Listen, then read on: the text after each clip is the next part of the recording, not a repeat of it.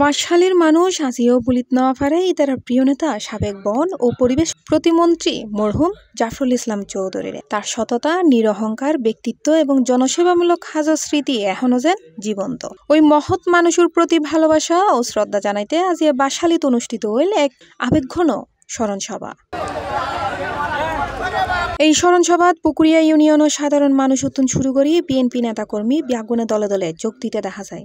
বিশেষ করে পুকুরিয়া ইউনিয়ন পরিষদের চেয়ারম্যান আশাবুদ্দিনের নেতৃত্বে ৩,০০০-এরও বেশি মানুষ স্মরণসভাত অংশগ্রহণ করে, জিএন অনুষ্ঠানরে ভিন্ন মাত্রায় লই যাইব।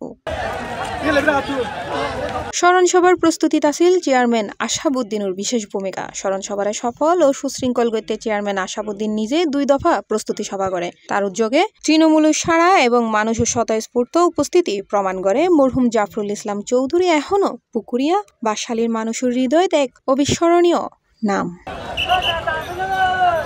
মরহুম জাফরুল ইসলাম চৌধুরী আছিল একজন সৎ, নীতিবান ও দূরদর্শী রাজনীতিবিদ। বন ও পরিবেশ প্রতিমন্ত্রী হিসেবে দেশের পরিবেশ সুরক্ষা, বন সংরক্ষণ, জলবায়ু সচেতনতা বৃদ্ধি এসব ক্ষেত্রে ও রাহি স্থায়ী অবদান। এলাকার উন্নয়ন, শিক্ষা প্রতিষ্ঠান ও জনসেবা তার ভূমিকা জিও মানুষের মুখে মুখে। বাঁশখালীর আনাচে হানাচে আজ শুধু একখান স্মরণসভাই নয়, বরং আছিল একজন নিবেদিত প্রাণ মানুষের প্রতি গভীর শ্রদ্ধা ও কৃতজ্ঞতার আবেগঘন মুহূর্ত। অনুষ্ঠানত প্রধান অতিথি হিসেবে উপস্থিত আছিল বিএনপির জাতীয় স্থায়ী কমিটির সদস্য আমির খসরু মাহমুদ চৌধুরী। সি+ টিভি, চট্টগ্রাম।